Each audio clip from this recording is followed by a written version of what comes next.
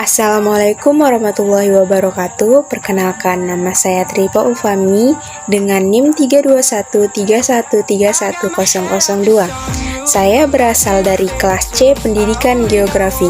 Di sini saya akan membuat video pembelajaran mengenai geologi dan geomorfologi Pulau Sulawesi. Geologi Pulau Sulawesi.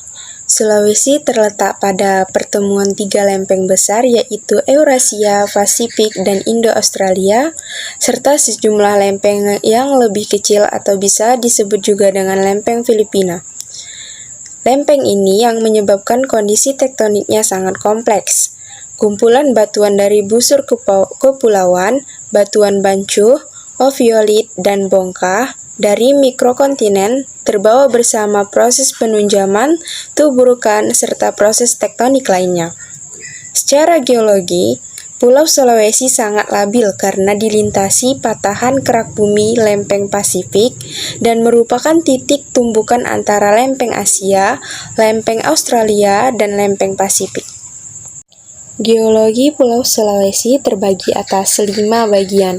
Yang pertama, lengan utara Sulawesi, yang kedua, lengan timur Sulawesi, yang ketiga, lengan tenggara, yang keempat, lengan selatan, dan yang kelima, Sulawesi Tengah. Berdasarkan geologinya, lengan timur dan tenggara didominasikan oleh batuan malihan dan aviolit yang terobduksi pada Miosen ke atas. Mandala Timur atau benua mini Banggai sampai Sulawesi berasal dari Australia dan berumur Paleozoikum sampai Mesozoikum.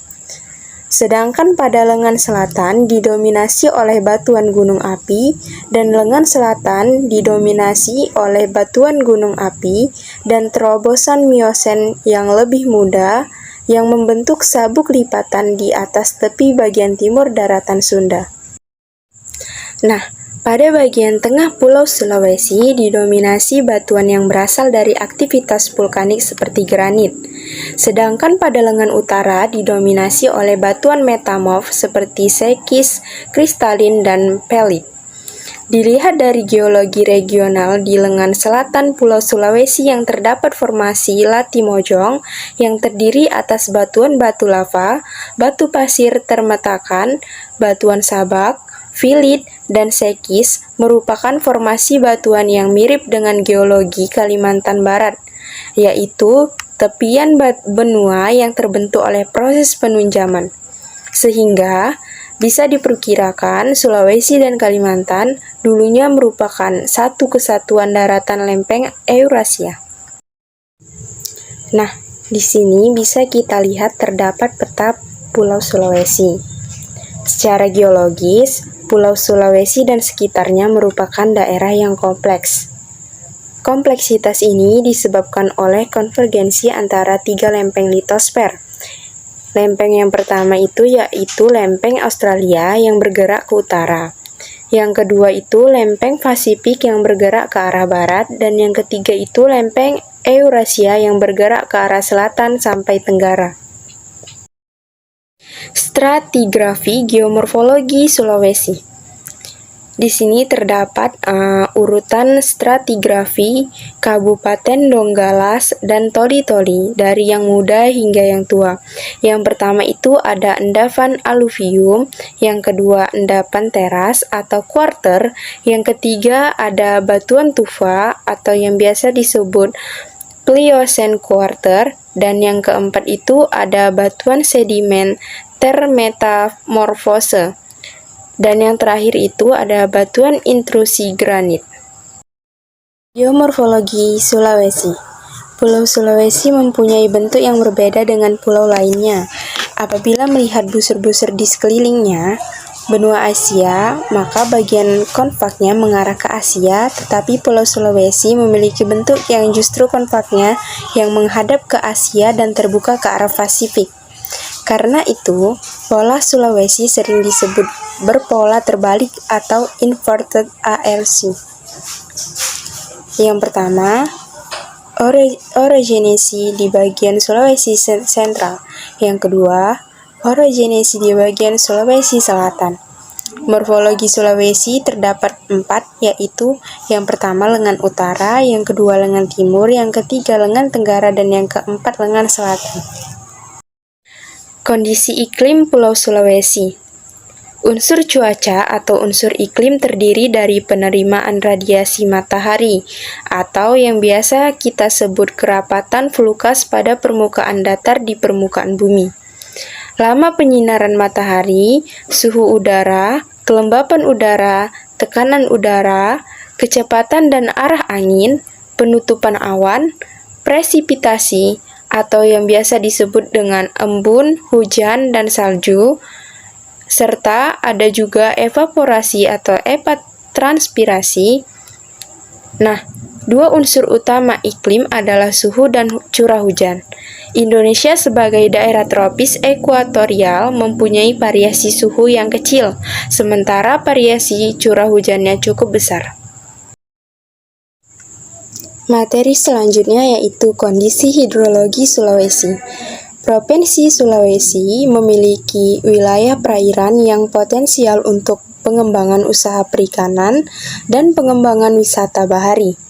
Karena di samping memiliki bermacam-macam hasil ikan, juga memiliki panorama laut yang sangat indah. Beberapa jenis ikan hasil pertanian laut Sulawesi Tenggara yang banyak ditangkap nelayan adalah cakalang, teri, layang, kembung, udang, dan lain-lain. Di samping itu, terdapat pula hasil lain seperti teripang, agar-agar, japing-japing, lola, mutiara, dan lain-lain. Nah, Provinsi Sulawesi Tenggara ini memiliki beberapa sungai besar, tersebar di 4 kabupaten, umumnya memiliki potensial yang dapat dijadikan sebagai sumber tenaga untuk kebutuhan industri dan rumah tangga, dan juga irigasi. Sungai-sungai besar tersebut seperti Sungai Konawe. Di sungai ini berdiri bendungan Wawotobi yang mampu mengairi sawah seluas 18.000 hektar. Selain itu ada juga Sungai Lasolo, Sungai Roraya, Sungai Sampolawa, Sungai Wandasa, Sungai Kabangka Balano, dan juga Sungai Laipa. Nah, dapat kita tarik kesimpulan bahwasannya Sulawesi merupakan pulau yang khas dan terletak di tengah-tengah kawasan Walase. Kawasan ini merupakan wilayah yang terletak di antara dua benua, yaitu Asia dan Australia. Karena posisinya di tengah, maka kawasan ini memiliki tingkat endemisitas yang tinggi dalam hal flora dan fauna, serta memiliki perbedaan yang sangat jelas dengan Kalimantan yang hanya dipisahkan oleh Selat Makassar yang tidak terlalu luas. Nah, Pulau Sulawesi ini mempunyai bentuk yang berbeda dengan pulau lainnya. Apabila melihat busur-busur di sekelilingnya benua Asia, maka bagian konveknya mengarah ke Asia, tetapi Pulau Sulawesi memiliki bentuk yang justru terbalik atau inverted. Pulau Sulawesi terletak pada zona peralihan antara dangkalan Sunda dan dangkalan Sahul dan dikelilingi oleh laut yang dalam. Di bagian utara dibatasi oleh Basin Sulawesi, yaitu antara 5.000 sampai 5.500 meter. Di bagian timur dan tenggara dibatasi oleh Laut Banda Utara dan Laut Banda Selatan dengan kedalamannya yang mencapai 4.500 sampai 5.000 meter. Sedangkan untuk bagian barat dibatasi oleh Palung Makassar yang berkisar antara 2.000 sampai 2.500 meter. Baiklah, sekian yang dapat saya sampaikan. Semoga video pembelajaran ini dapat bermanfaat dan menambah wawasan untuk kita semua. Saya akhiri dengan wabillahi taufiq wal hidayah. Wassalamualaikum warahmatullahi wabarakatuh. Terima kasih.